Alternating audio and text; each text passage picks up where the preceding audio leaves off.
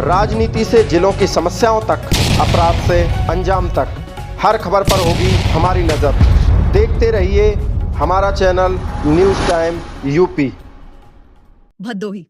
उत्तर प्रदेश के उप मुख्यमंत्री ब्रजेश पाठक शुक्रवार को भदोही दौरे पर रहे। इस दौरान उन्होंने सामुदायिक स्वास्थ्य केंद्र सुरियावा का औचक निरीक्षण किया।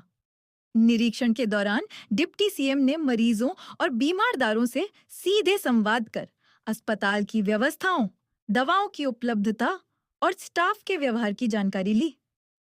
निरीक्षण के दौरान दवा लेने आई एक बुजुर्ग महिला से उन्होंने इलाज और दवाओं को लेकर सवाल किए। साथ ही परिजनों से फोन पर बात कर यह भी पूछा कि कहीं डॉक्टर बाहर की दवा तो नहीं लिख रहे हैं। डिप्टी सीएम ने इमरजेंसी वार्ड, जनरल वार्ड, शिशु वार्ड, डॉक्टर चैम्बर्स समेत पूरे अस्पताल परिसर का जायजा लिया। इसके बाद उप मुख्यमंत्री ग्राम चौगुना पहुंचे, जहां उन्होंने नवनिर्मित भारत माता मंदिर का अनावरण किया।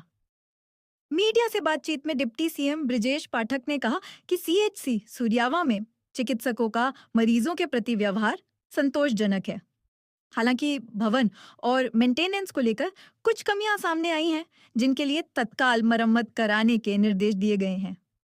उन्होंने कहा कि ओपीडी, आईपीडी दवाएं और अन्य जरूरी सुविधाएं यहां उपलब्ध हैं और सरकार प्रदेशवासियों को बेहतर स्वास्थ्य सेवाएं देने के लिए प्रतिबद्ध है। कानपुर के लैम्बोर्गिनी मामले में सपा मुखिया अखिलेश यादव द्वारा कार्रवाई में भेदभाव के आरोप पर डिप्टी सीएम ने कड़ा जवाब दिया। उन्होंने कहा कि सपा मुखिया को सच्चाई जाननी चाहिए। कोई भी अपराधी किसी भी हालत में बख्शा नहीं जाएगा। उन्होंने कहा कि सपा सरकार के समय संगठित अपराध और माफिया का बोलबाला था, लेकिन आज यूपी में कोई संगठित माफिया नहीं है। आपसी रंजिश में हो रही घटनाओं पर भी सरकार बिना छोटा बड़ा देखे सख्त कार्रवाई कर रही है। कानपुर मामला फिलहाल अदालत में विचाराधीन है और सरकार न्यायालय के फैसले का पालन करेगी। मीडिया द्वारा यूजीसी कानून को लेकर पूछे गए सवाल पर डिप्टी सीएम ने सीधा जवाब देने से परहेज किया। उन्होंने कहा कि इस समय प्रदेश में एसआईआर स्पेशल इंटेंसिव रिवीजन चल रहा है, जिसे लेकर भारत निर्वाचन आयोग के निर्देशों का पालन किया जा रहा है। उन्होंने कहा कि मतदाता सूची पूरी तरह पारदर्शी और निष्पक्ष बने, इसी उद्देश्य से यह प्रक्रिया चल रही है और सभी कार्यकर्ता इसमें जुटे हुए हैं।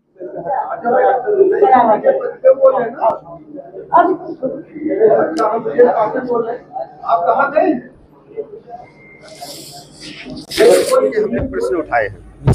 शौचालय सुव्यवस्थित रहने चाहिए, शौचालय उठाए गए। इसके अलावा अस्पताल परिसर और अस्पताल की बिल्डिंग में तत्काल मरम्मत किए जाने के हमने निर्देश दिए हैं।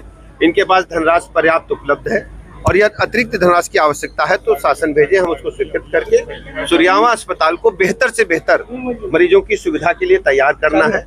और यहाँ पर मरीजों को पर्याप्त संख्या में मरीज भी हैं, ओपीडी भी है, आईपीडी भी है, दवाइयाँ भी उपलब्ध हैं। हम हर स्थिति में अपने प्रदेश के लोगों को बेहतर से बेहतर चिकित्सीय सुविधाएं दे रहे हैं। सबसे बड़ी बात है जच्चा बच्चा वार्ड है। यहाँ मातृ और शिशु मृत्यु दर को कम करने में हमारी सरकार ने सफलता पाई है। मैं भदोही वासियों से अपील करता हूँ कि जितने भी हमारी बहनें हैं, भाई हैं, परिवार में यदि बच्चे का जन्म होता है तो संस्थागत प्रसव ही कराएं। किसी भी स्थिति में उसको प्राइवेट या दाई के पास न ले जाएं, हमारे चिकित्सालयों में आए। हमारे पास सभी प्रकार की निःशुल्क चिकित्सा व्यवस्था उपलब्ध है और भी यदि आवश्यकता पड़ी हम उसे उच्चीकृत करने वाले हैं। अखिलेश यादव हमलावर है कानपुर मामले को लेकर, लैम्बोर्गिनी मामले को लेकर। देखिए, समाजवादी पार्टी के मुखिया को सच्चाई से वाकिफ होना चाहिए। हमारी सरकार अपराध के प्रति जीरो टॉलरेंस की नीति अपना रही है। हर स्थिति में कोई भी अपराधी बचेगा नहीं। उनसे पूछिएगा उनके रिजीम में कितने ऑर्गेनाइज्ड क्रिमिनल्स थे। आज प्रदेश में एक भी संगठित माफिया गिरोह नहीं है। आपसी वैमनस्यता में जो घटनाएं हो रही हैं उनमें हमारी सरकार ने छोटा बड़ा न देख करके कड़ी कार्रवाई सुनिश्चित की है। आपको लगता है कि पुलिस ने सही काम किया है? देखिए, आप ये जान रहे हैं कि अभी मामला निस्तारित नहीं हुआ है, क्योंकि अदालत ने मामले को संज्ञान में लिया, अदालत में विचाराधीन है।